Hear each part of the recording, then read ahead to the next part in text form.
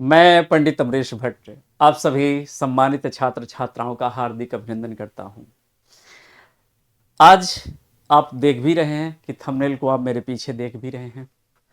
इसको लेकर के हम आपसे चर्चा करने वाले हैं। एक सकारात्मक चर्चा हम करेंगे, आप इसको समझिएगा और जो मैंने लिखा है उसको प्रमाणित भी मैं करूंगा आपके समक्ष, और आप भी इसका उत्तर देने का प्रयास करिए कमेंट बॉक्स में। आपके भी उत्तर मुझे जानने हैं, उस आधार पर भी हम लोग काम करेंगे। मैंने यहाँ लिखा है कि जो असिस्टेंट प्रोफेसर है, टीजीटी पीजीटी है, जूनियर है, टेटिया स्टेट है, यहाँ पे टेटिया स्टेट है, ये जो है इसकी वैकेंसी का जिम्मेदार कौन है? वास्तव में इसका जिम्मेदार कौन है? ये प्रश्न क्यों आया है कि आखिर जिम्मेदार कौन है? अभी तक तो जिम्मेदार कौन था इसके लिए स्वाभाविक सी बात है, जहां से हमारा वैकेंसी हम आनी है वही जिम्मेदार होता है। लेकिन अभी जो मैं आपसे बात कर रहा हूं, सरकार है या आयोग है जो माध्यमिक शिक्षा सेवा चयन आयोग बना है, ये है कौन है? दूसरी चीज यहां मैं बात किया हूं कि कब तक आएगी वैकेंसी, क्या है, और पदों की संख्या कितनी, लगभग कितनी है जो बताई जा रही है। आप देखिए कि अभी जो है एक पेपर आया है, पेपर में छपा है और बड़ा हास्यास्पद रूप सामने आया है कि ये क्या हो रहा है। मतलब एक गवर्नमेंट में, एक सरकार में, और इस सरकार के अधिकारी कर्मचारी या सरकार के जो बैठे हुए विभाग के अध्यक्ष जो बैठे हुए हैं, या सरकार द्वारा जो नियुक्त अधिकारी हैं, जो मंत्रालय हैं उनकी, यहां पर आप देखिए लिखा है अधियाचन नहीं भेजने पर चयन आयोग ने शासन से की शिकायत। मतलब स्थिति ऐसी है कि अब हम आयोग भी शिकायत कर रहा है। अब तक हम ही शिकायत कर रहे थे, अब तक मैं शिकायत कर रहा था, हमारे जो छात्र हैं, जो छात्राएं हैं, वो शिकायत कर रही थी कि आप वैकेंसी नहीं दे रहे हैं, आप फला नहीं कर रहे हैं, आप ऐसा है। अब खुद ही आयोग कह रहा है कि ये खुद शिकायत कर रहा है। कहां जाएं, किसके पास जाएं? अपनी दुख, अपनी वेदना को लेकर के छात्र किसके पास जाएं? क्या इसी में आप लटका देंगे? क्या ऐसे ही चलेगी व्यवस्था? अच्छी बात नहीं है। एक सरकार, एक जिम्मेदार नागरिक होने के कारण आपको जनता ने आपको चुना है, आप चुने हुए प्रतिनिधि हैं, तो कम से कम आपके जो अधिकारी बैठे हैं, आप ही का अधिकारी है, इस प्रकार से अगर बयानबाजी करेगा तो फिर कैसे समस्या का समाधान होगा? ये बातें आई हैं, उभर करके आई हैं, जो बड़ा ही गलत है, एक गलत मैसेज है, लेकिन इसको सुधारने का प्रयास होना चाहिए। क्या प्रयास किया जाए ये भी आप लोग बताइएगा। इसके लिए हम लोग क्या कर सकते हैं, ट्विटर अभियान से लेकर के क्या क्या किया जा सकता है, इसको भी आप अपने मन में जो सोचिएगा उसको जरूर कमेंट में सार्थक रूप से लिखेगा, निरर्थक रूप से नहीं। आपको कुछ उल्टा सीधा कहना ये अशोभनीय है, मेरे लिए अशोभनीय है, आपके लिए भी अशोभनीय। आप इस प्रकार से जवाब देंगे तो फिर वीडियो नहीं बन पाएगी, लेकिन एक सार्थक सुझाव देंगे तो हम अगली वीडियो भी बनाएंगे और इस पर जो आपका विचार आएगा, बहुत सारे लोगों का जो विचार आएगा, उस विचार को लेकर के वैसा हम लोग काम भी करेंगे।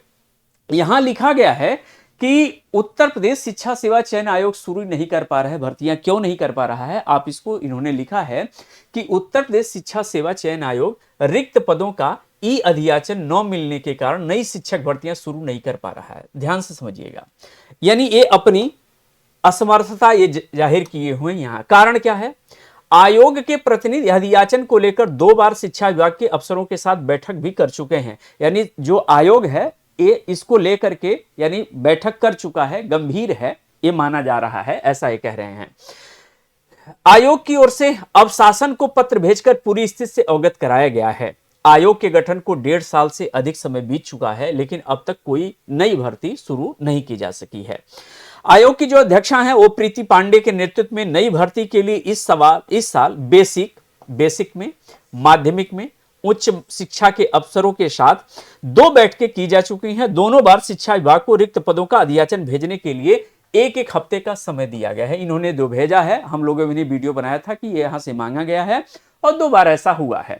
बेसिक शिक्षा में सहायक अध्यापक के 50,000 पद, सोच लीजिए, मतलब 50,000 पद कम नहीं होते हैं। सहायक अध्यापक के लिए 50,000 पद, ये आप खाली हैं।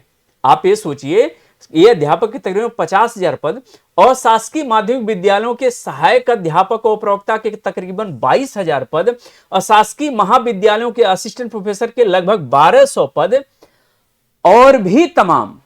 अभी तो ये इतने लिखे हैं, जो सूचना मिल रही है वो 32,000 की मिल रही है, यहां तो लाखों की सूचना मिल रही है, भगवान जाने। अभी देखिए ये रिक्त पड़े हैं, ऐसा कह रहे हैं, रिक्त पद पड़े हैं जो इनका भेजा जा चुका है। अगर आयोग को समय रहते इन पदों का अधियाचन मिल जाता तो अब तक ये भर्तियां शुरू हो गई होती, यानी अधियाचन इन्होंने जो भेजा है उसका मिला नहीं है। कारण क्या है, ऐसा क्या बताया जा रहा है, ये सोचिए, इनके तर्क भी सुन लीजिए। एक तरफ विभाग अधियाचन नहीं भेज रहा है, वहीं आयोग पर भर्तियां जल्द शुरू करने का दबाव बढ़ता जा रहा है। आयोग के सूत्रों का कहना है कि कई बार कहने के बावजूद अधियाचन न भेजने पर शासन को पत्र भेजकर संबंधित विभागों की शिकायत की गई है। उधर शिक्षा निदेशालय के सूत्रों का कहना है कि इस बारे में शासन स्तर से पूछताछ की गई है कि रिक्त पदों का अधियाचन भेजने में देरी क्यों की, यानी देर क्यों किया जा रहा है। अब क्या कह रहे हैं, गजब का जवाब है, और या गजब की अंडरस्टैंडिंग है इनके बीच में, क्या हम कहें। सूत्रों का कहना है कि अधियाचन का प्रारूप तय न होने के कारण, मतलब सोच लीजिए, ये मुझे लगता है कि इससे बड़ा कठिन दुरूह कार्य कुछ हो ही नहीं सकता है। क्या टेक्निकल टीम वहां की है, क्या उच्चाधिकारी बैठे हुए हैं, उत्तर प्रदेश के आला अधिकारी भी बैठे हुए हैं, इनके पास कहते हैं मेरे पास टेक्निकल जो यहाँ पर सपोर्ट है, यानी तकनीकी रूप से हमसे ज़्यादा उन्नत कोई है नहीं। डिजिटल इंडिया भी है, स्मार्ट इंडिया भी है, ये भी है।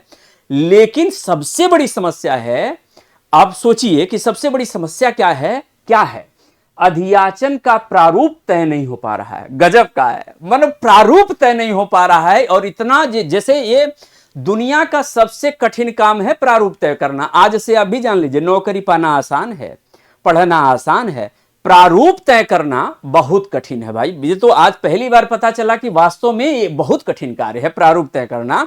ऐसा ही बताया जा रहा है कि कारण अधियाचन का प्रारूप तय न होने के कारण भर्ती अटकी हुई है। बहुत सही बताया कि आयोग ने जो प्रारूप उपलब्ध कराया है, यानी जो प्रारूप उपलब्ध कराया है वह उत्तर प्रदेश लोक सेवा आयोग की तर्ज पर तैयार किया गया है। यानी ये भी बताया गया है जो प्रारूप किया गया है, जो तय किया गया है, जो उत्तर प्रदेश लोक सेवा आयोग है, उस लोक सेवा आयोग की तरह ये प्रारूप तय किया गया है। गलत कर दिए हैं, ऐसा नहीं होना चाहिए। जबकि बेसिक शिक्षा सहित अशासकीय विद्यालयों, अशासकीय महाविद्यालयों में भर्ती की प्रक्रिया, सेवा शर्तें और अर्हताएं भिन्न हैं। आयोग से उसी आधार पर नया प्रारूप मांगा गया है। नया प्रारूप मिलने के बाद ही ई अधियाचन भेजा जा सकेगा। हे प्रभु आनंददाता, हम अब क्या कहें, हम किसका नाम लूं मैं, किसको हम क्या कहें।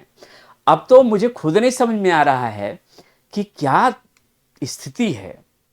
मतलब बेरोजगारी की चरम सीमा है, आप देख भी रहे हैं, और यहां यह कहा जा रहा है कि प्रारूप नहीं तय हो पा रहे हैं। हम चांद पर भी उतर चुके हैं, मंगल अभियान भी कर चुके हैं, सूर्य अभियान में लगे हुए हैं, पूरी दुनिया मुट्ठी में किए हुए हैं, सब कुछ है, लेकिन इनसे कठिन जो है, इससे दुरूह काम जो है, प्रारूप को तय करना है। ये आज आप भी जान लीजिए, यानी प्रारूप तय करना यह जो है, यह भारत का नहीं बल्कि भारत का तो कह ही लीजिए, मैं कहूंगा कि विश्व का सबसे बड़ा और सबसे दुरूह और कठिन कार्य है। ये आज पहली बार मुझे भी ज्ञात हुआ है। हो सकता है आपको ज्ञात हो, मुझे तो नहीं ज्ञात था भाई। हमको लग रहा था कि नहीं इसमें लग क्या रहा है, लेकिन ऐसा इन्होंने कहा है तो प्यारे प्रारूप तय हो जाएगा। अब मुझे लगता है कि अगर माननीय आयोग के अध्यक्षा महोदय अगर देख लेती, उनसे भी करबद्ध निवेदन है भाई, इतना मैं बड़ा आदमी तो हूं नहीं कि योगी जी मेरे वीडियो देखेंगे, और न सरकार का कोई अधिकारी या मंत्री देखेगा, लेकिन अगर हो सके प्रभु तो देख लीजिएगा। मुझे आज पहली बार इतना शिक्षा जगत में पढ़ाते हुए हो गया, लेकिन मुझे आज तक ये नहीं लगा था कि इतना ये जटिल कार्य है प्रारूप बनाना। नहीं तो हम पहले इसी पे कार्य करते, इसी को लेकर के प्रारूप के ही एक आंदोलन करते। ऑनलाइन जो है ट्विटर अभियान भी इस प्रारूप को भाई हम अपने बच्चों से कहते कि आप एक प्रारूप बनाकर भेज दीजिए ताकि कोई आपस में कन्फ्लिक्ट ना रहे, दोनों आयोग एक हो जाएं, मतलब जो भी है। लेकिन पहली बार समझा हूं तो हे प्रभु आनंददाता, अगर आप लोग सुन रहे हों या किसी के माध्यम से ये बात पहुंच जाए तो इतना कष्ट कर दीजिए, इतनी कृपा कर लीजिए कि प्रारूप बना लीजिए। और ये जो भद्दगी किए हैं आप दोनों लोग मिल करके, ये मत करिए, ये उचित नहीं है।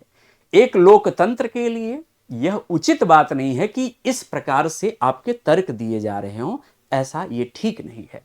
फिलहाल जो भी है, मुझे लगता है, अब मुझे ये लग रहा है कि इसका प्रारूप जल्द ही तय हो जाएगा। कम से कम अब समय प्रारूप का तो ले लिए हैं, जो भी है, अब इतना पत्र व्यवहार हुआ है तो प्रारूप मुझे लग रहा है तय हो जाएगा। 1-2 महीने में तय हो जाएगा, यानी टीजीटी पीजीटी का एग्जाम हो जाएगा, मई जून में होने वाला है। असिस्टेंट प्रोफेसर का इधर अप्रैल में है, ये है। तो मुझे लगता है कि इसी बीच प्रारूप तय हो जानी चाहिए। लेकिन ये सुखद बात ये है आपके लिए, ये सुखद समाचार ये है कि कम से कम रिक्त पद हैं, ये स्वीकार कर ले रहे हैं, इतनी ही बहुत बड़ी बात है। यानी रिक्त पद हैं, आप ये मायूस मत होइएगा कि रिक्त पद हैं ही नहीं, जैसा इन्होंने आयोग के अध्यक्ष ने की जो ये निकला है कि रिक्त पद हैं, ठीक ठाक रिक्त पद हैं, मतलब 50,000 हैं ये जो स्वीकार किए हैं, 32,000 34,000 को भी लेकर आ रहा है, 22,000 हैं, 1,200 हैं। अब कुछ लोग कह रहे हैं कि 12,000 18,000, भिन्न भिन्न पदों पे अलग अलग अधियाचन हैं, अलग अलग रूप में उनके पद खाली हैं। ये माध्यमिक शिक्षा सेवा चयन आयोग के भी हैं और उधर जो है आपके लोक सेवा आयोग में भी पद खाली हैं। एलटी ग्रेड को लेकर के, जीआईसी प्रवक्ता को लेकर, असिस्टेंट प्रोफेसर डिग्री कॉलेज को लेकर के उधर भी पद खाली पड़े हुए हैं।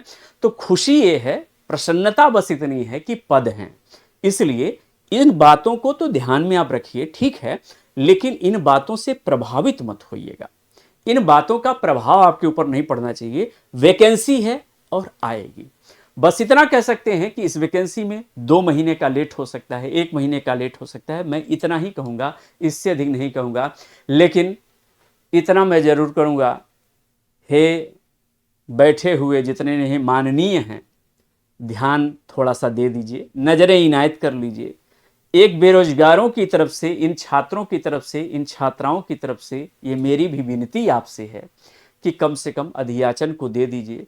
ये जो युवा हैं और बेरोजगार भी हैं, ये अपने सही दिशा में लग सकें, अपने सही काम को कर सकें और भारत के साथ उत्तर प्रदेश सरकार जुड़ करके, उत्तर प्रदेश से जुड़ करके, शिक्षा के क्षेत्र में जुड़ करके ये कुछ अच्छा कर सकें, भविष्य का निर्माण कर सकें। तो पुनः मैं मिलूंगा आपसे इन्हीं सब बातों के साथ। बहुत बहुत धन्यवाद आप सभी लोगों को। मैंने सोचा कि एक अच्छी खबर निकली है, कम से कम इसको भी आपको जानना चाहिए। मुझे भी पहली बार अवगत ऐसा ही हुआ है। तो चलिए ठीक है, अगर कोई सूचना मिलती है तो मैं आपके समक्ष जरूर लाइव रहूँगा। आज के लिए बस इतना ही। नीचे डिस्क्रिप्शन बॉक्स में मेरा नंबर डिस्प्ले हो रहा है। अगर आपको कोई दिक्कत है, कोई समस्या है, तो आप उस पर कॉल कर लीजिएगा, हमारे काउंसलर्स आपके जवाब दे देंगे।